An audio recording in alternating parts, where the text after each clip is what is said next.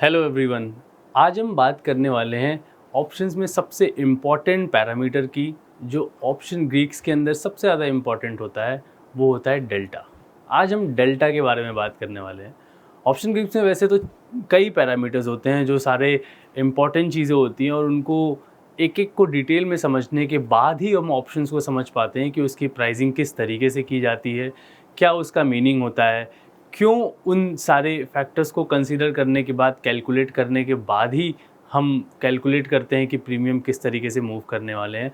लेकिन उसमें हम जो सबसे पहले बात करने वाले हैं वो हम डेल्टा के बारे में आज बात करेंगे कि डेल्टा क्या होता है, क्यों हम डेल्टा को इतना इम्पॉर्टेंट मानते हैं, और क्या उसके इम्पैक्ट पड़ते हैं ऑप्शन प्राइसिंग में, ऑप्शन प्राइसिंग के चेंज में। ये सारी चीज़ों को आज हम बहुत डिटेल में कवर करने वाले हैं। तो सबसे पहले शुरुआत करते हैं कि डेल्टा का मतलब क्या होता है।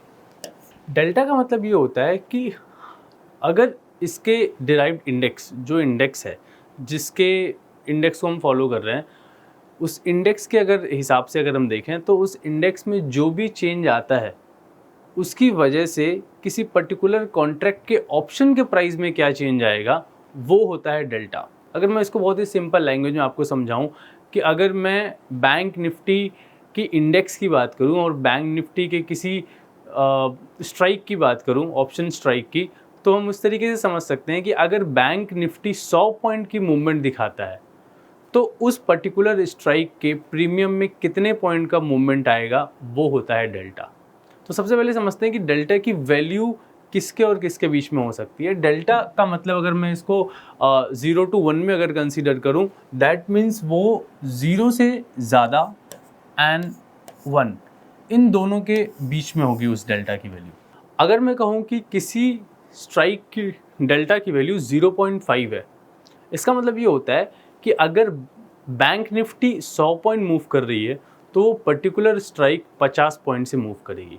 लेकिन उसके पहले ये समझ लेते हैं कि कॉल ऑप्शन के जो डेल्टा होते हैं वो जनरली पॉजिटिव में हमें मेंशन किए जाते हैं, दैट इज़ 0 से 1 के बीच में होता है, यानी कि +0.5। इसका बस सिंपल सा मतलब ये होता है कि मार्केट अगर ऊपर जाएगी तो ये 50 पॉइंट से बढ़ जाएगा। ये इसलिए हम इसको प्लस साइन से डिनोट करते हैं। अगर मैं दूसरा साइड पुट के लिए बोलूँ, पुट के जो डेल्टा होते हैं वो नेगेटिव में लिखे होते हैं, यानी कि 0, अगर मैं बोलूँ इसको, तो ये -1 और 0 के बीच में होते हैं। लेट्स से अगर किसी का डेल्टा -0.5 है, इसका मतलब ये होता है कि अगर डिनोट करने का तरीका ये होता है कि अगर यहाँ से बैंक निफ्टी 100 पॉइंट ऊपर जाती है तो पुट का प्रीमियम 50 रुपये से गिर जाता है, इसलिए हम उसको नेगेटिव साइन के साथ डिनोट करते हैं। तो अब हम समझते हैं कि डेल्टा का इम्पैक्ट कैसे होता है और कैसे कैसे डेल्टा की वैल्यूज से क्या चीज़ें होती हैं। तो डेल्टा, अगर किसी ऑप्शन प्रीमियम की बात करूं तो सबसे पहले हम बात करेंगे एट द मनी की। तो जो एट द मनी स्ट्राइक्स होते हैं, यानी कि जहाँ पे अभी मार्केट है, मार्केट जहाँ पे अभी प्रेजेंट है, लेट्स से अगर मार्केट अभी 52,000 पे है बैंक निफ्टी, तो 52,000 जो है वहाँ पे जो 52,000 का कॉल ऑप्शन होगा और 52,000 का पुट ऑप्शन होगा, उसके जो डेल्टा होंगे वो होगा कॉल ऑप्शन का 0.5 प्लस और पुट ऑप्शन का होगा -0.5। जैसे ही हम किसी पर्टिकुलर स्ट्राइक के आउट ऑफ द मनी जाते जाते हैं, लेट्स से कि वो ओटीएम में होते जा रही है स्ट्राइक, लाइक जैसे कि मैं बोलूँ कि मार्केट अगर 52,000 पे है तो 52,500 call option is an OTM. तो जिस तरीके से ओटीएम की तरफ जाएंगे उसकी डेल्टा की वैल्यू उतनी कम होते जाती है। यानी कि delta is like a sensitivity कि वो कितने मार्केट के चेंज की वजह से उस पर्टिकुलर स्ट्राइक में चेंज आएगा। तो जो डेल्टा होता है वो इस तरीके से ही होते जाएगा कि 0.5 यहाँ पे है, अगर कॉल ऑप्शन की अगर मैं बात करूँ तो ओटीएम की तरफ हम जब जाते जाएंगे तो इसकी वैल्यू टेंस टू 0 होते जाएगी, यानी कि यहाँ पे 0.4, 0.2, 0.1 इस तरीके से जाएगी। और अगर सिमिलरली इन द मनी होते जा रही है तो ये डेल्टा की वैल्यू बढ़ती जाएगी, यानी कि 0.6, 0.7 ऐसे करके इस डेल्टा की वैल्यू बढ़ती जाएगी। अब इसका मतलब ये होता है कि इससे हमें क्या समझ में आता है, ये समझ में आता है कि जो एट द मनी की स्ट्राइक है उसकी जो डेल्टा होती है वो जनरली 0.5 होती है, वो कॉल ऑप्शन के लिए होती है, और पुट ऑप्शन के लिए -0.5 होती है। अच्छा, एक चीज़ और होता है कि कभी कभी वो वैल्यूज़ थोड़े बहुत ऊपर नीचे हो जाते हैं। लेट्स से कभी एट द मनी की जो डेल्टा होती है वो कभी कभी 0.512 हो जाती है, या फिर पुट की हो जाती है 0.498 हो जाती है। तो लेकिन इनका जो आप देखोगे कि इनको आप सम करोगे वो हमेशा 1 होगा। क्योंकि 1 इसलिए होता है क्योंकि अगर मैं दोनों, एक कॉल ऑप्शन और एक पुट ऑप्शन को एक साथ जोड़ देता हूं तो एक सिंथेटिक फ्यूचर बन जाता है, यानी कि उसकी मूवमेंट मार्केट के मूवमेंट के साथ ही होगी, इसलिए वो दोनों का सम जो होता है वो 1 आ जाता है। अच्छा, अब हम एक चीज़ समझते हैं कि कब हमें ये समझना ज़रूरी है कि कब हमको एट द मनी पे हमको इस प्राइसिंग के साथ मूव करना है अपने स्ट्राइक के साथ, कब हमको आउट ऑफ द मनी के कोई स्ट्राइक सेलेक्ट करने हैं, इस चीज़ों को हम समझते हैं। जनरली क्या होता है कि जब हम मार्केट में ट्रेड कर रहे होते हैं और हम चाहते हैं कि आउट ऑफ द मनी जाके हम कोई कॉल ऑप्शन बाय करें, या कोई बायर होता है वो जनरली क्या करता है कि अगर उसको लगता है कि ये मूव करने वाली है, सिग्निफिकेंट मूव आएगा, उस केस में वो कभी OTM बाय करता है, कभी ATM बाय करता है। तो ये कैसे डिसाइड कैसे होता है कि हमको कौन से स्ट्राइक में काम करना है, ये चीज़ हम समझते हैं। अगर आप ATM के स्ट्राइक पे काम कर रहे हो, दैट मीन्स आपकी जो प्राइस है, जो आपने स्ट्राइक प्राइस सेलेक्ट की है, वो ज़्यादा सेंसिटिव होगा। यानी कि सेंसिटिव मतलब कि मार्केट के मूवमेंट के साथ साथ उसके प्राइसिंग में भी मूवमेंट जल्दी आएगा। लेकिन आप और चाहते हो कि अगर आप ये चाहते हो कि मेरे जो मेरे स्ट्राइक है उसमें बहुत ही हायर सेंसिटिविटी हो, कि मार्केट में थोड़ी भी मूवमेंट आए तो मेरे ऑप्शन प्राइसेस में मूव आना चाहिए, उस केसेस में उसके लिए आपको टूवर्ड्स दी ITM जाना होगा। अगर आप ITM में जाते हो तो धीरे धीरे उसकी डेल्टा की वैल्यू बढ़ते चली जाती है। दैट मीन्स कि अगर मार्केट में मूवमेंट, अगर आपने ITM की कोई स्ट्राइक सिलेक्ट की और उसका डेल्टा 0.7 है, इसका मतलब अगर बैंक निफ्टी 10 पॉइंट से भी मूवमेंट देगी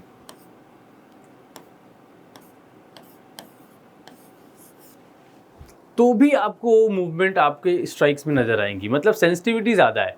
कि अगर मैं बहुत ही सिंपल एग्जांपल से समझाऊं कि अगर बैंक निफ्टी 100 पॉइंट मूव कर जाएगी, उस केस में वो ITM की स्ट्राइक की प्रीमियम 70 रुपये से चेंज हो जाएगी। तो कई बार ऐसा होता है कि ट्रेडर को बहुत ही मोमेंटरली वो चाहता है कि रिटर्न आए और बहुत फास्ट वे में उसको रिटर्न दिखे, क्योंकि उसके जो व्यू होता है बहुत शॉर्ट टर्म के लिए होता है। उस केसेस में वो ITM पे ही काम करता है। और ITM की सबसे बड़ी बात ये भी होती है कि उसकी खुद की एक इंट्रिंसिक वैल्यू भी होती है। यानी कि अगर मार्केट वहाँ पे है थोड़ी देर और स्टैंड कर रहा है उस पर्टिकुलर पोजीशन पे, तो जो वो चाहता नहीं है कि मेरे जो स्ट्राइक है उसमें डीके आए, इस केसेस में भी वो इसलिए ITM सेलेक्ट करता है। लेकिन अगर कई बार ऐसा होता है कि एक ट्रेडर ये सोचता है कि हमें ऐसा लग रहा है कि मार्केट यहाँ से 400 पॉइंट आगे जाने वाली है, 200 पॉइंट ज़्यादा आगे जाने वाली है, बट वो अपने बहुत ही कम प्रीमियम के साथ मार्केट में उतरता है, तो उस केसेस में वो क्या करता है कि किसी भी स्ट्राइक जैसे 0.2 डेल्टा के स्ट्राइक को सेलेक्ट कर सकता है, या 0.15 डेल्टा के स्ट्राइक को सेलेक्ट करता है। और वो जब मूवमेंट आती है मार्केट, अगर किसी सपोज उसने कोई कॉल ऑप्शन बाय किया हुआ है और उसका डेल्टा है 0.15, तो मार्केट जब ऊपर की तरफ जाएगी तो पहले कुछ टर्म में उसे बहुत ज़्यादा चेंजेस उसके ऑप्शन प्रीमियम में देखने को नहीं मिलेगा। रीज़न बीइंग क्योंकि वो अभी far out of the money है। मतलब वो डेल्टा उसमें चेंजेस ही बहुत कम आने वाले हैं, क्योंकि अगर लेट से मैं बोलूं कि 10 पॉइंट बैंक निफ्टी मूव करता है तो इसके अंदर कितनी चेंज आएगी, तो 10 पॉइंट मूव करने के बाद भी उसमें 1.5 पॉइंट का ही चेंज आएगा। लेकिन जैसे जैसे मार्केट उसकी तरफ मूव करेगी, उस स्ट्राइक की तरफ, ये OTM की चीज़ एट द मनी बनने की तरफ आएगी। इसका मतलब इसके डेल्टा भी इंक्रीज करेगा। जो डेल्टा भी इसका 0.15 है वो डेल्टा इसका धीरे धीरे 0.2 आएगा, मतलब इसकी पेस चेंज हो रही है। ये डिफाइन कर रहा है कि मार्केट जैसे आगे बढ़ी और इसका 0.15 से डेल्टा 0.2 हो गया, मतलब अब इसकी पेस चेंज हो गई, इसकी वेलोसिटी चेंज हो गई। अब जिस तरीके से ये मूव करेगा वो वैल्यू चेंज हो गई है। पहले अगर बैंक निफ्टी 100 पॉइंट से मूव कर रहा था तो ये 15 पॉइंट के साथ इसमें चेंजेस आ रहे थे, लेकिन अब जो चेंजेस आएंगे इसके अंदर वो 20 पॉइंट के चेंजेस आएंगे। जैसे जैसे और मार्केट मूव करेगी ये एटीएम की तरफ बढ़ते जाएगी। तो जब यहाँ से मार्केट 0.2 से ये अपना सफर तय करता है 0.5 के लिए, वो बहुत तेजी से होती है और यहाँ पे जो ऑप्शन बायर होते हैं, ओटीएम बायर, उन्हें एक अच्छा प्रॉफिट देखने को मिलता है। तो कभी कभी हम ये समझने की कोशिश करते हैं कि जो out of the money call option buy करके बैठे होते हैं उन्हें किस तरीके से इतना बड़ा प्रॉफिट होता है और उनके पास लॉस करने के लिए बहुत लिमिटेड होता है। वो इसलिए होता है क्योंकि इसके प्रीमियम बहुत छोटे होते हैं। जो प्रीमियम वैल्यूज होती हैं 0.15 डेल्टा की वो कम होती है, तो वो पूरा खोने के लिए रेडी होते हैं। और ऑफकोर्स इस केस में अगर मार्केट वहाँ तक नहीं पहुँची तो थीटा डीके की वजह से ये सारा प्रीमियम जीरो हो जाएगा। समझेंगे थीटा डीके को भी हमारे नेक्स्ट वीडियो में। लेकिन इस तरीके से ऑप्शन की डेल्टा की वजह से इम्पैक्ट आता है। तो हमने कई चीज़ समझा कि अगर मार्केट में आपको मोमेंटरली ट्रेड करना है, इंस्टेंट ट्रेड करना है, उस केसेस में आप एटीएम या फिर आईटीएम के स्ट्राइक सेलेक्ट करते हो और उस पर आप काम करते हो। लेकिन अगर आपको ऐसा लगता है कि मार्केट में लेस प्रोबेबल चीज़ है या फिर ये चीज़ें हो सकती है, ब्रेकआउट है, you want to take a chance, you want to take a call, उस केसेस में आप ओटीएम पे जाके चीज़ें बाय करते हो। वहाँ पे गामा भी रोल प्ले करता है। Gamma is like change in delta. अगर मैं इसको फिजिक्स के टर्म में समझाऊं कि एक वेलोसिटी होती है, अगर मैं वेलोसिटी को डेल्टा समझूं तो acceleration is a gamma. Acceleration को अगर समझना है, गामा को समझना है तो एक्सेलरेशन से आप रिलेट कर सकते हो। चेंज इन वेलोसिटी, एग्जैक्टली वैसा ही गामा होता है, चेंज इन डेल्टा। तो वो जितना ज़्यादा होगा उतने जल्दी डेल्टा के वैल्यूज़ में चेंज आएंगे। कई बार आपने सुना होगा कि गामा इफेक्ट की वजह से ये प्रीमियम डबल हो गया, ट्रिपल हो गया। वो इसी वजह से होता है कि उसमें गामा की वैल्यू ज़्यादा होती है, यानी कि बहुत जल्दी चेंजेस आ रहे होते हैं डेल्टा में, जिसकी वजह से उसकी वैल्यू बहुत तेज़ी से बढ़ती है। तो ये कंसेप्ट था हमारे डेल्टा का, और ये चीज़ अगर आपको समझ में आई हो तो ज़रूर हेल्प करेगी कि किस तरीके से हम अपनी स्ट्राइक को सेलेक्ट करें। कई बार हम समझते हैं कि हमारा ट्रेड क्या है, हमें कितने टाइम तक रुकना है, लेकिन ऑप्शन में सबसे ट्रिकी ये हो जाता है कि हमको कौन से स्ट्राइक सेलेक्ट करने चाहिए जो हमारे ट्रेड के अकॉर्डिंगली हो। वो सारी चीज़ें समझने के लिए डेल्टा आपको बहुत हेल्पफुल होगा। आगे के वीडियोज़ में हम और भी पैरामीटर्स कवर करेंगे, गामा कवर करेंगे, थीटा कवर करेंगे, वेगा कवर करेंगे, तो आपको ये सिंपली एक होल पिक्चर मिल जाएगा कि किस तरीके से इन सारे चीज़ों को समझ के एनालाइज करके आप स्ट्राइक सिलेक्शन अच्छा कर सकते हो, अपनी ट्रेडिंग में इम्प्रूवमेंट ला सकते हो। अगर ये वीडियो आपको अच्छी लगी तो इस वीडियो को लाइक करें, शेयर करें और ज़्यादा से ज़्यादा लोगों में शेयर करें, सब्सक्राइब करें इस वीडियो को। अगर आपके पास डीमेट अकाउंट नहीं है तो आपको लिंक डिस्क्रिप्शन बॉक्स में मिल जाएगा, वहाँ जाके आप अपनी डीमेट अकाउंट को भी ओपन कर सकते हैं। मिलते हैं अगले वीडियो में, तब तक के लिए कीप वॉचिंग।